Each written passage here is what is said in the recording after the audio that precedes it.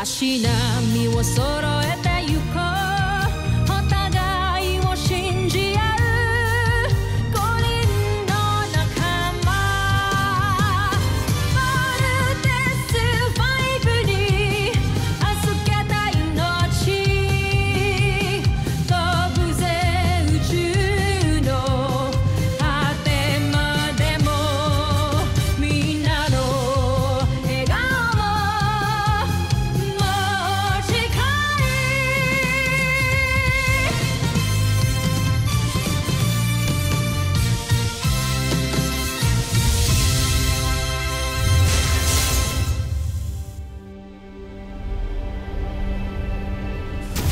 ang nakaraan sa Voltes 5 Legacy. Totoong naninirahan ng taksin na yan sa planetang ito. Hindi malayang ibahagi niya ang kaalaman at teknolohiya natin sa mga tao. I would like to introduce to you, Voltes 5! Ang pipiliin ko lang ay yung 5 pinakamagaling. Voltes team, you are the last line of defense. May nasasagap ako malakas na enerhiya mula sa islang yan. Malamang sa nagtatago si Voltes 5.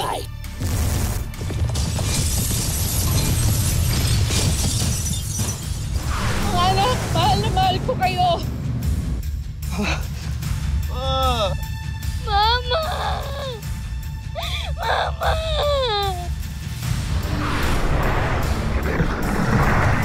Kaya natin sila umiyak. Let them cry like boys. But I expect that when they stand up again, they will rise as warriors and avenge their mother and protect our planet. Rise, Armstrong brothers. Rise. Ulinin niyo akong pinigo!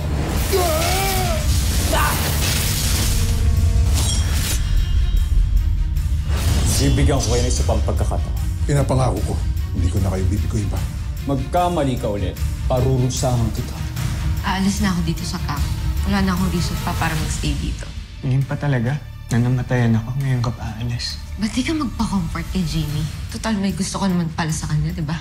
Oh, alam ko na. Be happy now. Dahil pinapakawalan na kita. Hanggat hindi mo nasasakop ang Terra Air 2, kasing baba ng iyong ama ang magiging tingin ko sa'yo. Pagsalitaan mo na kami ng masama, wag lang yung mama namin, ha? Kayo lang talaga yung sensitive sa pagkamatay ng nanay niyo. Sobrang insensitive mo talaga sa Armstrong Brothers kanina. Hindi aso ang namatay sa kanila. Kaya hindi ganun kadaling mag-mourn at mag-move on. Wala kasi akong pakialam sa mga ina-ina na yan. Mga wala silang kwenta. May tinatago ka nga pain dyan sa dibdib mo, no? Gusto mo talaga makita tinatago ko sa dibdib ko?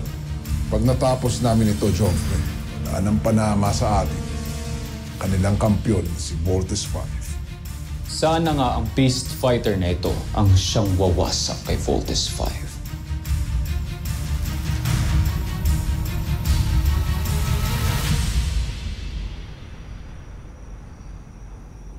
I am really sorry kung nabanggit ko kay Jamie nga tungkol sa nakaraan mo. But she was right. Kailangan talaga maintindihan ka niya. Wala naman ho akong pakialam kung maintindihan nila ako o hindi. Hanggang ngayon pala dala-dala mo pa rin yung nangyayari ng kabataan mo. Sino naman hindi maaapektuhan dun? Sa totoo lang, hanggang ngayon, di ko nga alam ba't kami iniwan ng nanay ko. Gusto mo bang mahalap ko ang nanay mo? Para malaman mo kung talaga nangyayari sa kanya. Sige. Papanap ko ang nanay mo and hopefully, maliwanagan tayo kung ano talaga ang nangyari. What if iniwan niya kami para sa iba? What if may iba na siyang pamilya? Anak, yung mas mahal niya kaysa sa akin. Hindi ko ba mas masakit lang yun? At least, alam mo, kesa hula ka ng hula. Sige, ako na ang bahala. At ikaw, kaya ka na. Tulog ka. Salamat sa coffee. Dr. Smith. Thank you po.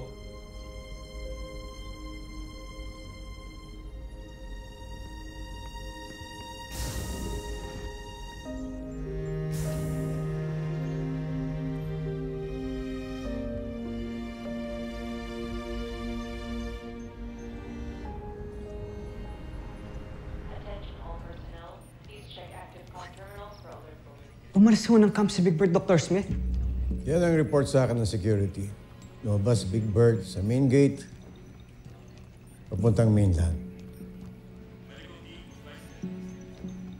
Ano kayang gagawin niya doon? Baka magpapalipas lang siya ng init ng ulo? Ano, gusto mo siya sundan? Hey, wait. Hayaan niyo siya. The guy's been through a lot. Kailangan din makahinga ni Big Bird. Like all of you. Engineering crew report to 50. Engineering crew report to 50.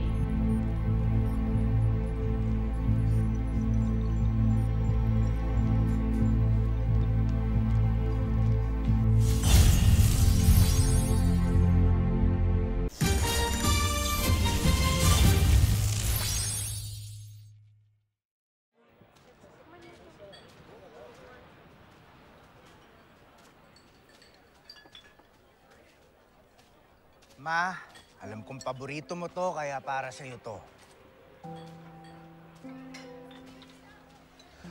Sir, ito na po yung change niyo. Thank you, ganda. Halika, upo ka muna. Sir, hindi po pwede sa amin. Akong bahala. Sagot kita sa boss. Huwag ka na maarte. Sige na. Boys, parang nakakarami na kayo ng inom ah. Uwi na kaya kayo? Hoy, huwag ka nga mga ilam. Teka, sino ka ba? Tignan niyo muna para naman makilala niyo kung sino ako. Ha? Sundalo ka ng Earth Defense Force? Stig, di ba? Kaya kung ako sa inyo, magdalawang isip na kayo sa mga susunod yung gagawin. Alam mo, ang yabang mo no? No touching! Ah! Uy! Ah! Ah! Sabi na no touching eh! Loko! Pasikat ka, ulit mo Ano? Mayas na kayo!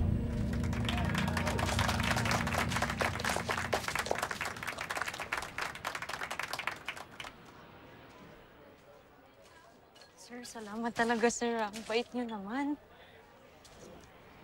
Sus, wala yun. Malit na bagay. Hindi, sir. Hindi na maliit na bagay yun sa akin kasi lagi akong naharas eh. Kaya akala ko lahat ng mga lalaki, mga bastos. May mga guys pa rin pala like you, no? Thank you talaga, sir. Thank you po. Parang mas mabango pa to sa pizza ko. Sir, ano sabi niyo, sir? Ay, hindi. Sabi ko baka lumalamig na yung pizza ko. Ay, oo nga pala. Sige, sir, kain na po kayo ulit. Sorry po. Sorry, I'll get you ice cream. It's on the house po. Okay, wait lang po. Teka lang. Ako nga pala si Big. Hindi, Bert na lang. Huwag mo na ako tawagin, sir. Bert. Judy.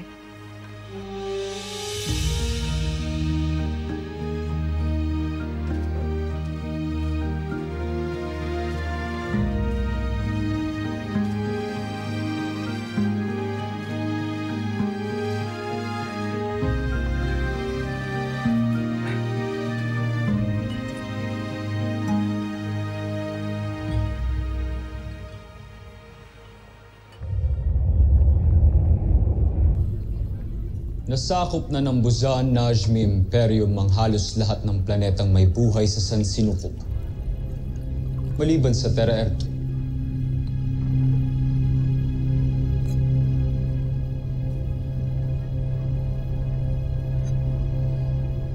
Napakalaking hadlang talaga sa atin ang Voltes 5. Maliban sa ating mga Beast Fighter, dapat siguro alamin din natin kung sino ang namumuno at nagpapatakbo dito. Nang sa gayon ay mapatay natin sila. At matuloy na rin natin ang ating pananakot. Naisip ko na rin yan, Najmi. Kaya ginawan ko ng solusyon. Solusyon? Anong solusyon, Jomfre? Hindi ko pa maaaring sabihin sa inyo. Pero nang dahil sa gagawin ko, tiyak kong makikilala ko sa lalong madaling panahon ang mga nasa likod ni Voltes 5.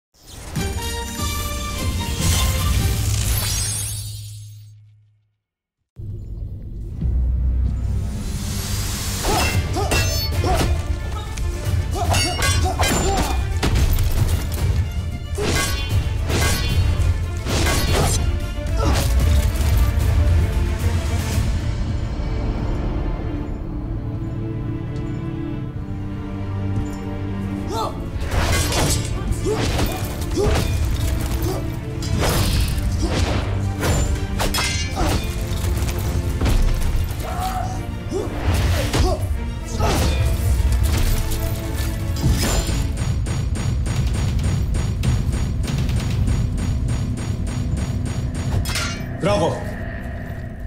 Kamusta ang iyong beast fighter?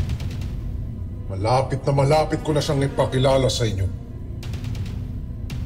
Hindi na ako makapaghintay pa. Bibigyan kita ng isang araw para tapusin ang iyong nilikha. Napakahusay niyo talaga sa pakikipaglaban, Joffrey. Wala kayong katulad. Totoo yan. Alala ko tuloy nung kabataan ko. Magaling din ako dyan eh. Umsa, wala naman talagang nagtatanong. Yan ang mangyayari sa 5 piloto ng Voltes 5 kapag nakita ko sila. Nais kong ako mismo ang papatay sa kanila.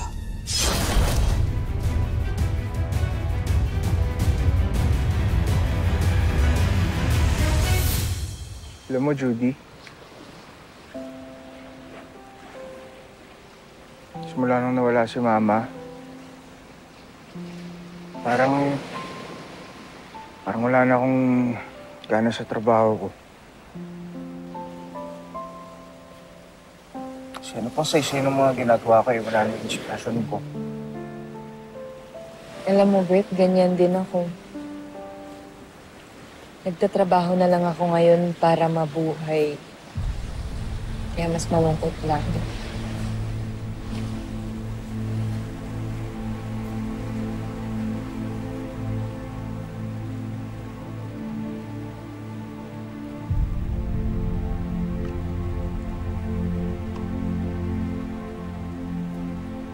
Ito,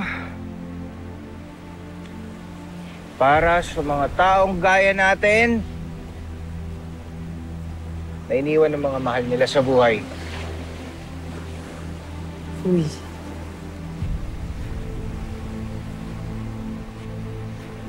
Ito naman, para sa lahat ng juice na iinumin pa namin para matulungan na kaming mag-move on! Cheers! Cheers!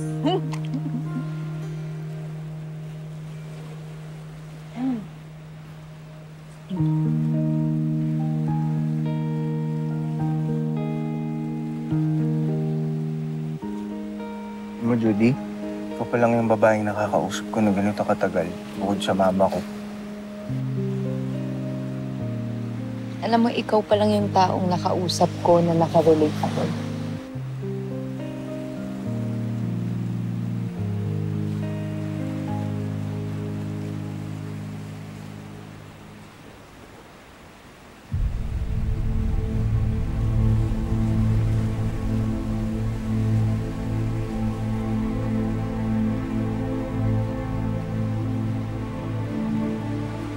Sorry.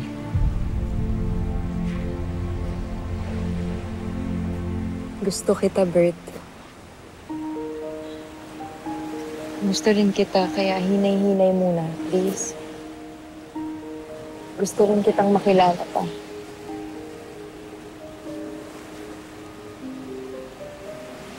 Sige. Gusto rin kitang mas makilala pa.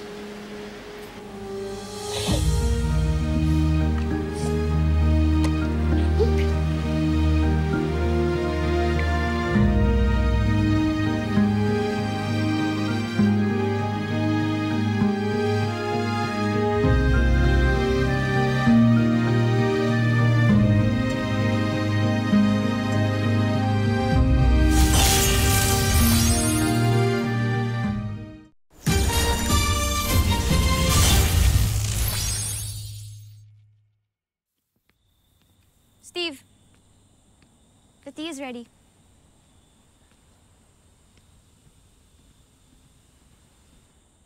Saan nakarating yun si Big Bert? Hayaan mo na yun. Uwi din yun. So, ano nang mangyayari? Ililipat daw kayo ni Dr. Smith sa camp? Yeah. Actually, mas okay sa akin na doon na kami sa camp. Para mas mabilis kami tawagin pag may threat. Maraming memories dito. Kaya sana dumating na si Big Bert para makapag-impake na kami. Tulungan na lang kita. Tara. Tulungan mo ako. Oo.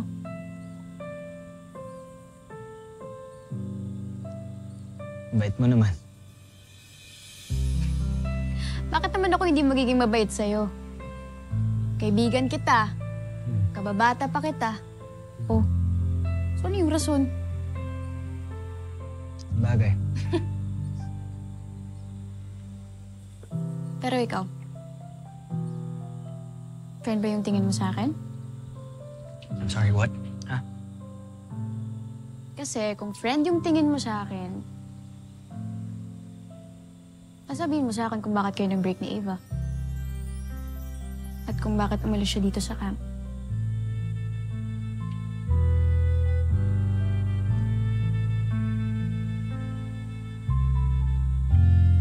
Wow. O bakit di ka makasagot ngayon? Kung may problema, no? O tama nga yung mga kapatid mo nung sinabi nila na may crush kang iba. Sino na nga kasi? Sabihin mo na nga kasi sa akin. Sige na. I'm sorry, pero feeling ko this is not the right moment to talk about it. Ang dami kong iniisip yung pag-iimpake, si Mama. Nga pala. Sorry. Napakabuli kaya sa akin nun. Diba? Kaya good riddance rin na wala na siya. Pero, pag ready ka na, sabihin mo rin sa akin kung sino yung crush mo. Okay? Okay. Ano? Tara? Let's go!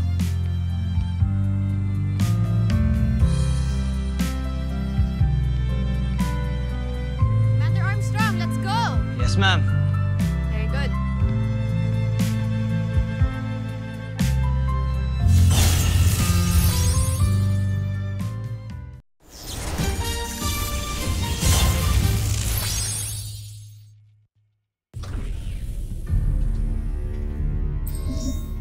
Aking mahal na alagad, ano ang iyong balita? Magaling. Mahusay at ginawa mo ang iniutos ko sa'yo. Umaasa ako na sa susunod nating pag-uusap ay may maganda ka muling balita. Joffrey, sino ang kausap ninyo? Ang aking espiya na ipinadala ko para makisalamuha sa mga tao. At may maganda siyang balita. May paraan na para malaman natin kung sino ang 5 piloto ng Voltes 5.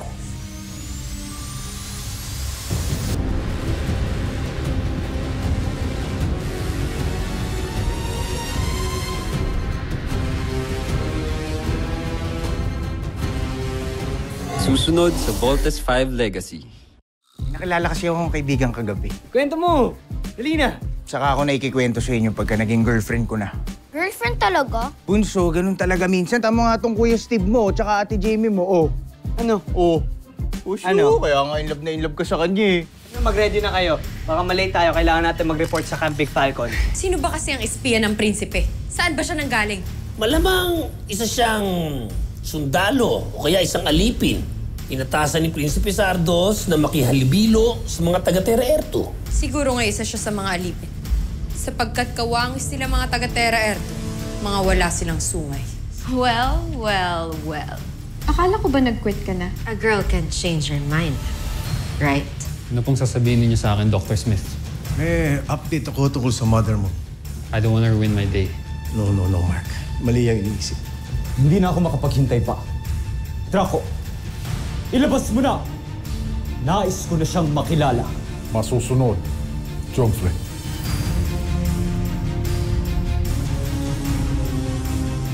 Is that for me? Akala ko umalis ka na.